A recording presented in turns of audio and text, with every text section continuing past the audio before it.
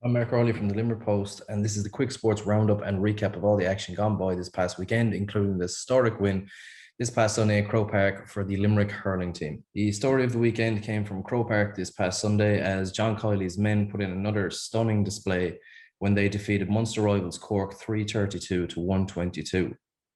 The display was amazing from start to finish, and the points tally put up on the board sets a record ever for the highest points tally scored in an All-Ireland final, which is nothing short of amazing. This team go from strength to strength and are showing the potential that they have and have had for the past few years, and are showing minimal signs of slowing down. This Limerick side has a long way to go as the nucleus of the squad is very, very young. They dominated from start to finish, particularly in the first half. Gerard Hegarty scoring twice and finishing the half strong, and then in the second half showed no signs of slowing down, ending the game with a 16-point victory, and will leave Limerick with their third All-Ireland title in their fourth year, and now it is a back-to-back win for the Treaty side. We at the Limerick Post are all delighted for Limerick, the Limerick hurlers, everyone involved in the team, John Kiley, his backroom staff, and of course all the fans of Limerick. It was a great day, and long may it continue, and hopefully next year we'll be back again.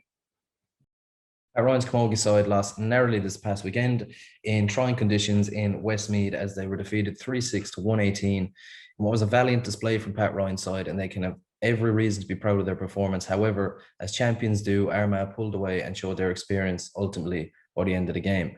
They will now face Clare in Kilkenny in the coming week, and they will look to go all the way and win that championship. As for Limerick, they can recollect themselves, be proud of what they've achieved this campaign, dust themselves off, and get ready again for next year's championship.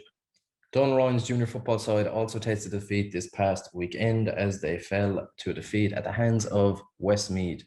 They are actually the champions' favourites, so Limerick can be proud of their efforts and should not hang their heads in defeat in what was a valiant display, and can only learn from the experience and improve going into next year's campaign.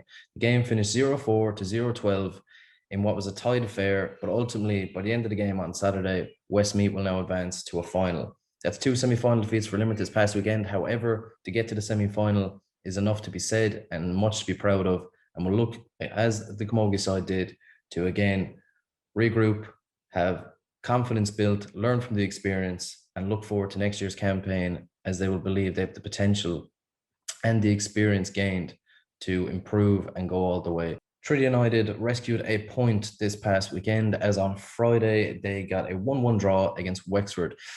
Possibly not the result they were looking for, as of course Treaty go into every game wanting 3 points. However, they will take the point as it stops a run of recent defeats. Tommy Barrett himself said the team were quite lucky to get the point, as the point came from 6 minutes from time. The goal was brought in by Sean McSweeney to rescue a point for his side in what looked like it was going to be a tight affair to see it out. However, Wexford just couldn't do it, and Treaty United showed grit, determination, and it kind of summed up their season as a whole, as a never say die attitude earned them a valuable point. I've been Mark Reilly. That has been the quick sports recap and roundup of the action gone by this past weekend in what was an historic and memorable day for the Limerick hurlers on Sunday.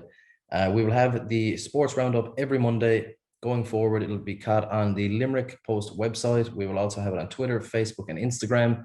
And we'd just again like to say how proud the Limerick hurlers made us as a county and as a whole, and Limerick Post would like to say thank you for that weekend, as it was amazing and historical, and it's one for the history books. May it long continue, and we look forward to next year's championship.